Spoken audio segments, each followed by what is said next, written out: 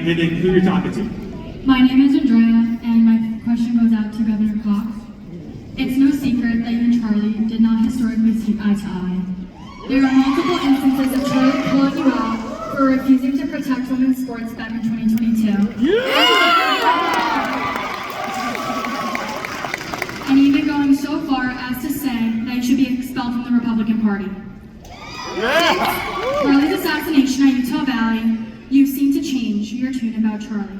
How has Charlie Kirk's death personally impacted you? Yeah, thank you. So, you know what? I don't know that my tune about Charlie has changed. I've learned a lot from Charlie over the years. That might surprise you. And I would hope that Charlie's tune, if I had an opportunity to talk to him today, might have changed a little bit about me. We've had an opportunity to share here. You brought up one very important one, and I want to address it because I know how passionate Charlie was about this. And I know what a difficult decision that was for me at the time. So this was about men and women's sports, right?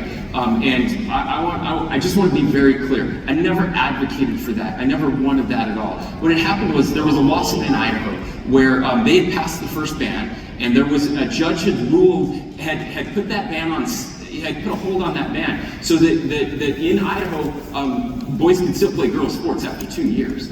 What we tried to do in Utah was we knew that would happen if a judge would do the same thing here. So we came up with a new idea that would make a difference there, where you had to go before a commission, and if you were going to dominate women's sports or win, take away scholarships or anything like that, you wouldn't be allowed to play.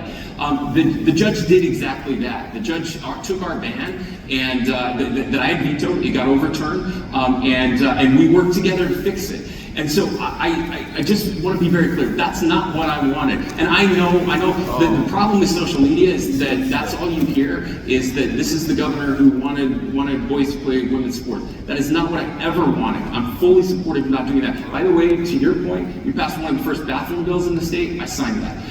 We also.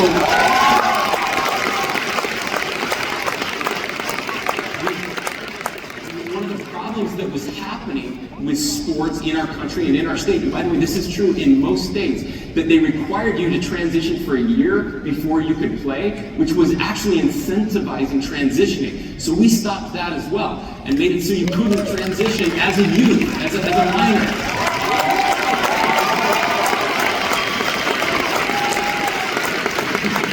I felt like those were the right things to do. And so I think Charlie and I would agree on 99% of things, but here's what matters. What matters is that we are engaging, and I can't say this enough.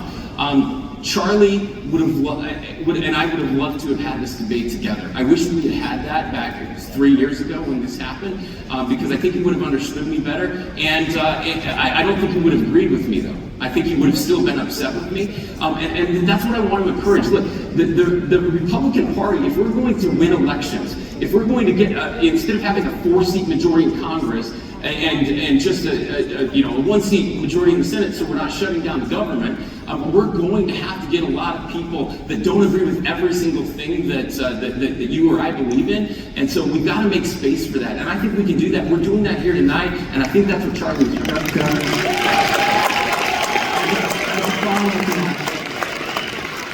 Do you think you've evolved a little bit since that veto? No question. Yeah, and I think we all why have you? Again, I'll play Charlie right now. If he would ask you that question, Charlie would say, I would have disagreed with you then, and I thought it was bad. It was dumb to veto that because I think it got overrode by the legislature or whatever. Actually, I have to say, what has caused you to? Yeah, so I just want to be quick. It did get overridden, and then the legislature said we got to change the bill because it's broken, and so we did. And I signed that bill. And most people have no idea that I signed that bill. So, but what's changed in you? Like, kind of to her point, what's been the evolution that has been? So I want to go back to the question that you asked Andy, because I think that was the answer.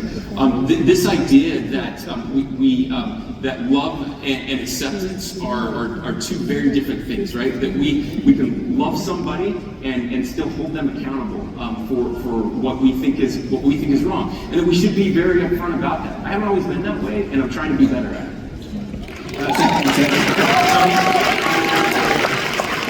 Thank you.